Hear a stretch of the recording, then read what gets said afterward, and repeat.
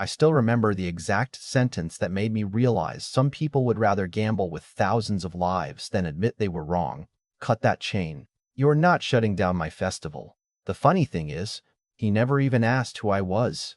He looked at my faded safety vest, my dusty work boots, the hard hat I'd been wearing since 6 that morning, and decided everything he needed to know about me in less than 3 seconds. If he had spent 5 more seconds asking questions instead of showing off, none of what happened next would have become the biggest story our city talked about for months. My name isn't Dana anymore, at least not for the purpose of telling this story. Let's call me Claire Bennett. I spent almost 17 years as a structural safety engineer for the city of Riverton, the kind of job almost nobody notices unless something goes terribly wrong. Most days I inspected bridges, retaining walls, parking garages, public stages, the boring stuff people walk across every day without thinking twice. If I did my job perfectly, nobody knew I existed. If I failed once, people died. That's a strange way to earn a living. You become comfortable with being invisible. Honestly, after enough years, you even start preferring it. That Saturday was supposed to be another routine inspection. The River Lights Music Festival had become the biggest summer event in our county, drawing thousands of people from neighboring states. Food trucks lined every street. Local bands were warming up. Families spread blankets across the grass, while kids chased bubbles floating through the afternoon sun. Everywhere I looked, people were smiling. It was the kind of scene that reminds you why public spaces matter. I almost smiled myself, until I looked toward the old timber observation deck built over the riverbank. Something felt wrong immediately. Engineers develop strange instincts after enough years. Sometimes your eyes catch a detail before your brain understands it. I noticed one support column leaning maybe half an inch farther than it should have been. Half an inch doesn't sound like much, unless you're carrying the weight of several thousand people. I walked closer. The music was already vibrating through the wood. Every bass note sent tiny tremors through the structure. Then I heard it, a low groan buried underneath the music, the sound of old timber fibers separating under compression. Most people would never notice it. To me, it sounded like a smoke alarm. I crouched beside the main support, brushed away fresh mud, and found exactly what I feared. A crack running almost halfway around the base where floodwater had weakened the wood months earlier. My stomach dropped. Somebody should have replaced this column weeks ago. I checked my inspection tablet. According to maintenance records, repairs had been approved but delayed twice because the festival committee didn't want construction visible during tourist season. Of course they did. Cosmetic appearances always seemed to beat structural safety until reality showed up. I radioed the command trailer and requested an immediate temporary closure of the deck, pending emergency evaluation. Authorization came back in less than 20 seconds. I grabbed the portable barriers, stretched heavy chain across both entrances, and started redirecting pedestrians. Most people listened. A few rolled their eyes but turned around. Then I heard applause behind me. Not supportive applause, sarcastic applause.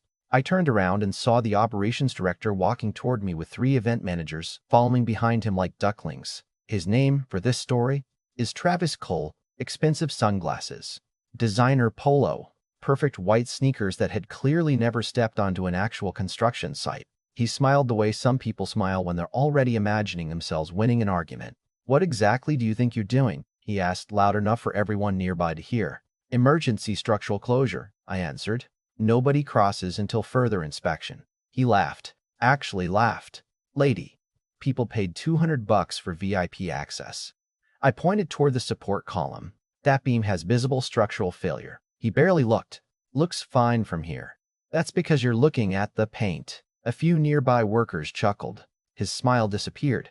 He stepped closer. "You maintenance people always find something to panic about." "Maintenance people." I almost corrected him. But years in this profession had taught me something valuable. Never waste energy defending your title when your evidence can do it for you. "Sir," I said calmly, "I'm asking you to keep everyone off this deck until I complete my assessment." He leaned over the chain and smirked. "No, I'm telling you to move it." Behind him, the crowd kept growing. Hundreds became thousands. The evening headline act was scheduled in less than an hour, and people were pushing closer to get better views over the river. Every additional minute increased the load on that failing support. I radioed again, requesting police assistance for crowd control, but they were tied up managing traffic several blocks away. We were temporarily on our own. Travis folded his arms. "You know what you look like?" he asked. "You look like the lady who empties trash cans after the concert ends." A few people laughed. Someone started recording with their phone. I heard another voice from the crowd. She's just trying to feel important. Funny thing is, I wasn't embarrassed. I wasn't angry either. Mostly I was watching that support column, calculating how much time we had left. The crack had widened another fraction of an inch since I'd arrived. Wood doesn't negotiate. Physics doesn't care about anybody's ego. I took a slow breath, tightened my grip on the radio, and quietly said, "This is your last warning. Move everyone back." Travis smiled, reached behind one of the maintenance carts, and picked up a pair of bolt cutters. Then, looking directly into my eyes, he placed the jaws around the chain. The metal snapped with one loud crack, and the crowd immediately surged forward toward the deck. At that exact moment, I realized we had officially run out of time. The first thing people imagine when they hear a crowd panic is screaming. They're wrong. There's a split second before the screaming starts when everything becomes strangely quiet, almost like the entire world takes one deep breath together. That's exactly what happened. Thousands of people kept pushing toward the observation deck because the people in the back had no idea what was happening in the front. Travis had just cut the safety chain. Everyone assumed that meant the area was safe, and the pressure from behind turned into a human wave. I could actually feel the vibration through the soles of my boots. Every footstep was another load the damaged column wasn't designed to carry. I watched the timber flex, not enough for anyone else to notice, but enough to make every alarm in my head go off. I stepped directly in front of the entrance and spread both arms. Nobody goes any farther. My voice disappeared under the music. Travis laughed so loudly that people nearby turned to watch him instead of listening to me. "Folks," he shouted, pointing at me like I was part of the entertainment. "The cleaning crew thinks they're running the festival now." More laughter. Phones came out again. Someone yelled, "Move, lady." Another voice chimed in, "Quit ruining everybody's weekend." I wish I could tell you those comments bothered me, but they didn't. After almost 2 decades working construction sites, bridges, flood zones, and emergency inspections, I'd heard every variation imaginable. The thing that terrified me wasn't being mocked. It was how completely confident everyone sounded. Confidence can be dangerous when it's built on ignorance. I looked down at the cracked support one more time. The split had lengthened another inch. Tiny wood fibers were snapping one after another with soft clicking sounds. To everyone else it blended into the music. To me it sounded like a countdown. Travis took another step toward me until we were barely 2 feet apart. "You're done," he said quietly enough that only I could hear. "Pack up your little barricades before I have security throw you out." I held a stare. "If security touches me right now, you're personally interfering with the municipal safety order." He smiled wider. "Municipal?" He looked over his shoulder toward the growing audience. "Did everybody hear that? Apparently the janitor works for City Hall now." The crowd laughed again. It was almost surreal. I remember thinking how strange people become when they're standing in large groups. Individually, most of them were probably decent neighbors, good parents, generous friends. Put 8,000 people together with loud music and somebody acting confident on a microphone, and common sense starts disappearing. One of the event supervisors approached me carrying a clipboard. He looked nervous. Younger guy, maybe 25. "Ma'am," he whispered, "is it really that bad?" Finally, someone asking the right question. I turned my tablet toward him and showed him the live load calculations I'd been updating every 30 seconds. If that support lets go while people are packed on the deck, the entire riverside drops first. They'll all slide toward the water. His face lost all color. "Should I?" I nodded before he finished. "Start clearing the lower lawn. Quietly. Don't create panic." He hurried away. Travis noticed. "Where do you think you're going?"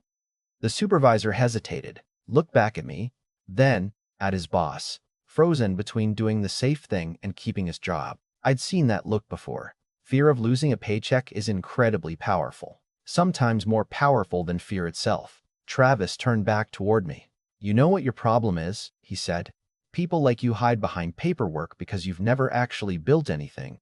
I almost smiled. "I've spent 17 years making sure the things other people built don't kill anyone." His expression hardened. "Enough." He grabbed my shoulder. Not violently, just enough to shove me sideways.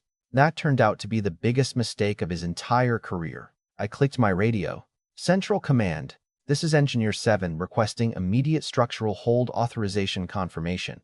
Emergency classification." For nearly 2 seconds, nothing. Travis folded his arms, clearly expecting silence. Then my radio exploded with the unmistakable emergency dispatch tone that every city employee recognizes instantly. Engineer 7, structural hold, confirmed. You are the engineer of record for Festival Zone B. Your authority is binding. Repeat, your authority is binding. All responding units follow Engineer 7's instructions. The music suddenly seemed very far away. Travis blinked twice. Engineer? What? Another voice came over the channel. Police units are 4 minutes out. Fire rescue 3 minutes. Maintain closure. The young supervisor stared at me like he'd never seen me before. Several nearby workers exchanged confused looks. One woman holding her phone slowly lowered it. Travis forced out a laugh that sounded much weaker this time. Well, why didn't you say you were the engineer? I looked him straight in the eye. You never asked. Before he could answer, a sharp crack echoed underneath us. Not loud, just one clean report, like a baseball bat splitting in half. My head whipped toward the support column. The crack had opened wide enough for daylight to shine through it. Everybody off, I shouted with every ounce of air in my lungs. This time my voice wasn't alone. My radio transmitted through the emergency loudspeaker system. Immediate evacuation. Leave the observation deck now. Move uphill. The crowd froze for half a second, confused by the conflicting messages. Travis looked from me to the deck and back again, still refusing to believe what he was seeing. She's overreacting, he yelled, but even he sounded uncertain now. Then the entire structure groaned. It wasn't subtle anymore. The sound rolled through the park like thunder trapped inside wood. Thousands of heads turned at once. People finally noticed the deck moving beneath them. The center section dipped several inches. Drinks spilled. Folding chairs slid sideways. Parents grabbed children. Somebody screamed. That first scream triggered hundreds more. Panic spread faster than any fire ever could. People started pushing in every direction at once. The greatest danger wasn't even the collapsing deck anymore. It was the crowd itself. I sprinted toward the emergency vehicle gate separating the service road from the upper field. It was still locked. Of course it was. Festival policy required it to stay closed during performances. I grabbed the emergency release handle and pulled. Nothing. A heavy cable had been looped around the mechanism to keep vendors from driving through earlier that morning. I looked over my shoulder. The deck dropped another few inches. Time was gone. I found a rescue axe mounted beside the gate, swung once, twice, and severed the cable. The gate flew open.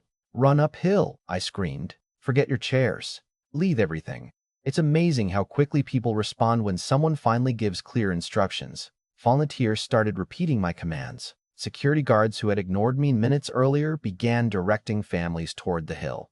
Parents lifted toddlers onto their shoulders. Teenagers helped elderly couples climb the slope. A man carrying 2 coolers dropped both without hesitation and picked up a little girl who had fallen. Those are the moments people rarely talk about after disasters. Not the panic, but the ordinary strangers who suddenly become heroes, because helping someone else feels more important than helping themselves. I ran back toward the deck. A little boy, maybe 7 years old, stood crying near the railing. His balloon had wrapped around one of the posts, and he refused to leave without it. His mother was fighting against the crowd trying to reach him. I jumped over a row of folding chairs, scooped him into my arms, and yelled, "We'll buy another balloon." He wrapped both arms around my neck while sobbing into my shoulder. His mother reached us halfway up the hill and almost collapsed when she realized he was safe. There wasn't time for gratitude. I just pointed uphill and kept running back. The deck lurched again. This time everyone felt it. Travis finally stopped pretending nothing was wrong. His face had gone completely pale. "Open the gate," he shouted to his staff. "Move them through. Move them through now." I looked at him for only a second. There it was. The realization every arrogant person eventually faces when reality refuses to negotiate. He wasn't in control anymore. Physics was. We kept moving people until the deck was almost empty. Fire engines finally came around the corner, sirens echoing across the river. Police officers joined the evacuation. One lieutenant jogged straight toward me. "Engineer Bennett?" I nodded. "Perimeter's yours," he said without hesitation. "Tell us where you need us." I pointed toward the remaining support. "Nobody crosses that line."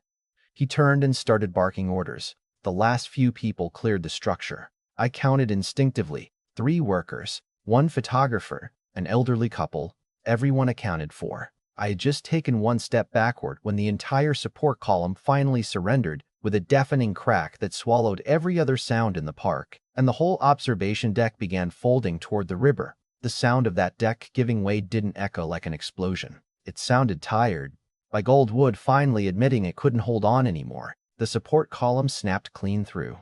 The riverside dropped several feet in an instant, and the entire platform folded into the water with a deafening crash. Timber beams twisted apart, railings disappeared beneath the current, and a huge wave rolled toward the shore, carrying splintered boards and broken signs. Then everything went silent. Thousands of people stood frozen on the hillside, staring at the empty space where they had been standing barely 90 seconds earlier. Parents clutched their children. Friends counted each other over and over. Nobody cared about the concert anymore. They were simply grateful to still be breathing. A firefighter beside me whispered, "Dear God," before asking how much warning we'd really had. I looked at the shattered support and answered, "Maybe 90 seconds after the chain was cut." He slowly shook his head, unable to say another word. A few moments later, Travis walked toward me. Gone were the expensive sunglasses, the confident smile, and the attitude that had filled the park an hour earlier. His clothes were covered in mud, and for the first time all day he looked like someone who finally understood what he'd almost done. "Claire, I didn't know," he said quietly. "I'm sorry." I looked past him at the families gathered safely on the hill. The little boy I'd carried away from the deck waved at me while his mother held him close. Then I turned back to Travis. "You're thinking about your career," I said. "Look at them instead." He slowly faced the crowd. Every one of those families almost had a different ending today. His eyes filled with tears. "You have kids?" I asked. He nodded. "So do they." He lowered his head and never argued again. The investigation moved quickly. Inspectors found months of delayed repairs, ignored warnings, and maintenance postponed because nobody wanted construction visible during festival season. Security cameras and dozens of phone videos clearly showed Travis cutting the emergency chain after my official closure order had already been issued. There was nothing left to debate. New safety rules were introduced across the city, requiring independent structural inspections before every major public event and giving city engineers direct authority to stop dangerous gatherings without interference. A few weeks later, I returned to the river. The broken deck was gone, replaced by construction crews preparing something safer. Standing there, I remembered something my father used to tell me: nobody thanks the bridge that doesn't collapse. Back then I thought he was joking. Now I finally understood. The greatest success in my profession is when nothing happens, when families simply go home without ever realizing how close they came to tragedy. Most people from that festival will never remember my name. And honestly, I'm okay with that. They remember getting home. Their children remember sleeping in their own beds that night. That's enough for me. But I'd like to hear what you think. Was Travis alone responsible? Or did everyone who ignored the warning share part of the blame? Let me know in the comments. Because sometimes the most dangerous mistake isn't a broken structure, it's judging the person trying to protect you before you even hear what they have to say. If this story meant something to you, don't forget to like, subscribe, and share it with someone who believes appearances never tell the whole story.